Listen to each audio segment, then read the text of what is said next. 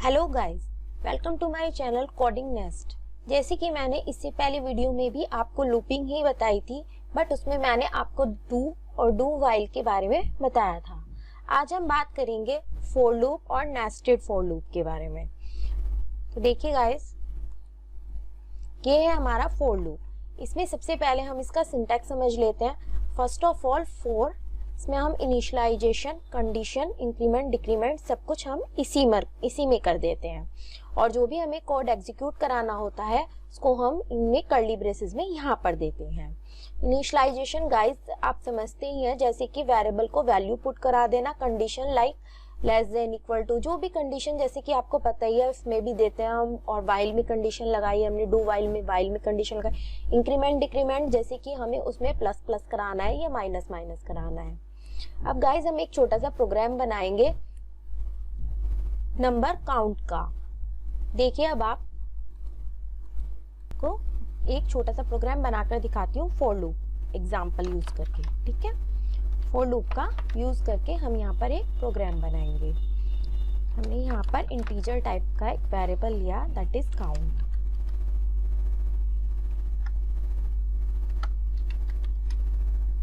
Okay, यहाँ पर हमने इंटीजर टाइप का एक वेरिएबल लिया, उसको इनिशियलाइज किया 0 से। ओके, अब हम क्या करेंगे, कंडीशन लगाएंगे।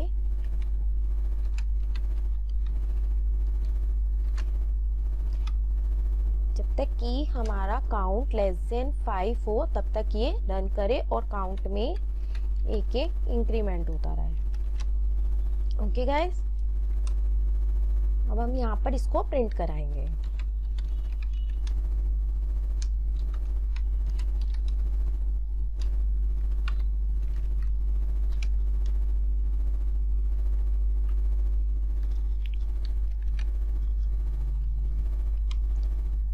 मैसेज प्रिंट कराएंगे पहले, this is count.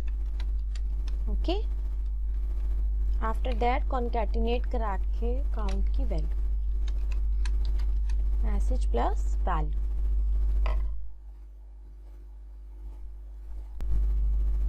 Read line. ठीक है, हम इसको स्टार्ट करते हैं, एग्जीक्यूट कराते हैं अपने प्रोग्राम को।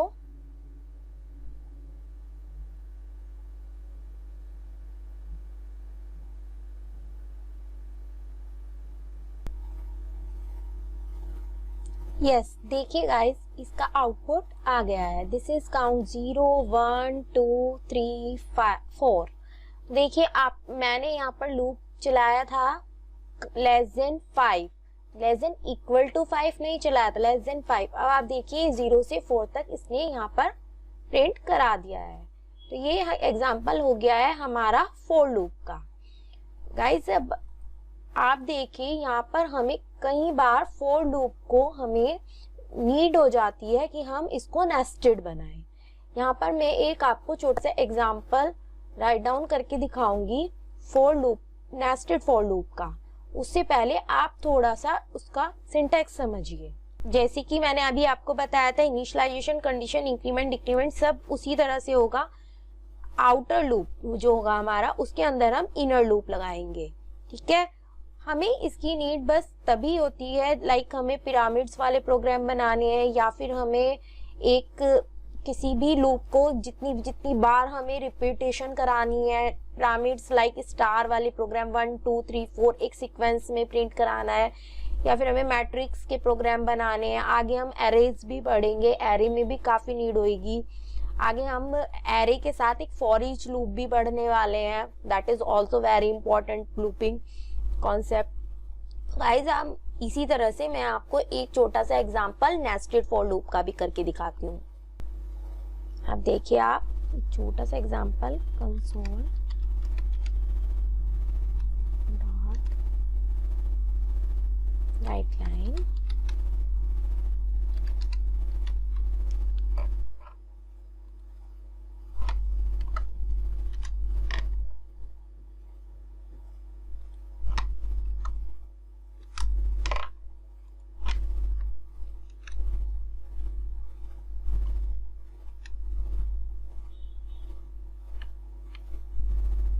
यहाँ पर हम आई और जे दो वेरिएबल होंगे, उनकी वैल्यूज को प्रिंट कराएंगे लूपिंग में। आई और जे। ओके, यहाँ पर हम फर्स्ट आउटर लूप लगा रहे हैं 4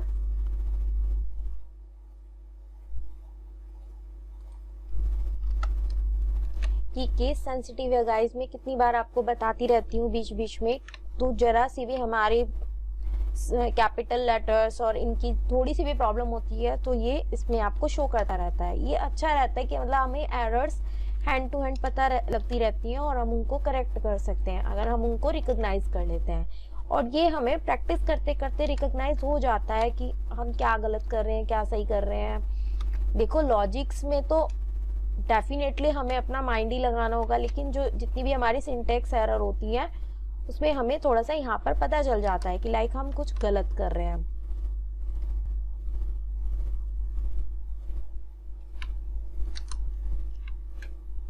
यहाँ पर ये हमारा आउटर लूप है और उसके अंदर इनर लूप लगाएंगे और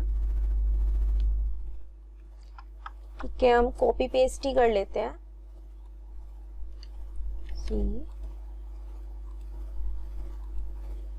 कंट्रोल V, हमने यहाँ पर I की जगह पर हम J कर देंगे। ओके, सॉरी गाइस, मैंने यहाँ पर J लिख दिया गलती से। I, ओके, और यहाँ पर तो J है और J है। ठीक है, अब हमें जो भी प्रिंट कराना है हम देंगे इनर लूप के अंदर। हमें console dot right line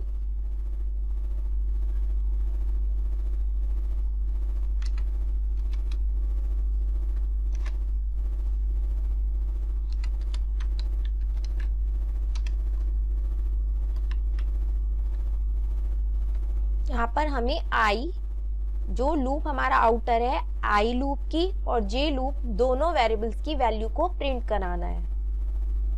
okay, तो आई जे की वैल्यूज को प्रिंट करा रहे हैं। आई concatenate,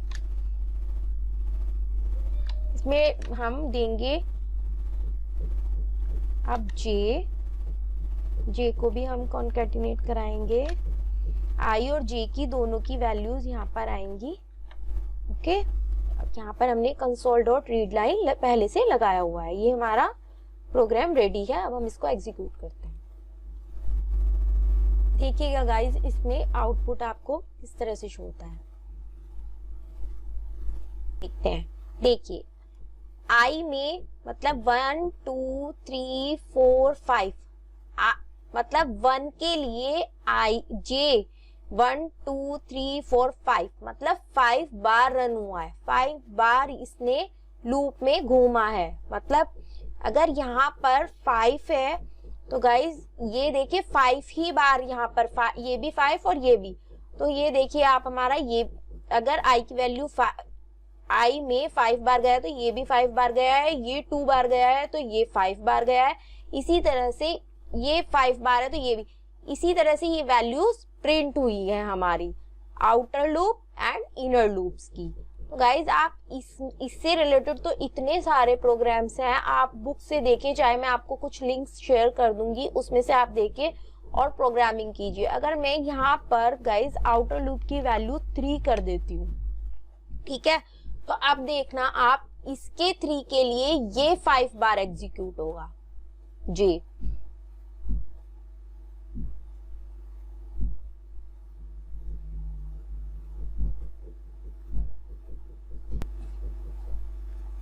one two three four 5।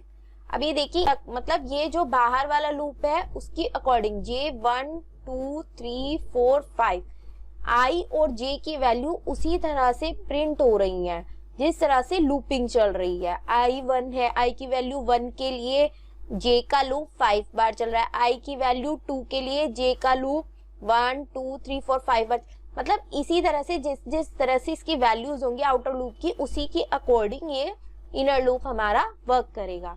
So guys अब आप प्रोग्रामिंग्स की प्रैक्टिस कीजिए। फॉर लूप से रिलेटेड काफ़ी कुछ है करने के लिए, और इनफैक्ट इफ को भी हम इसमें लगाइए, कंडीशंस लगाइए, स्विच केस का यूज़ कीजिए।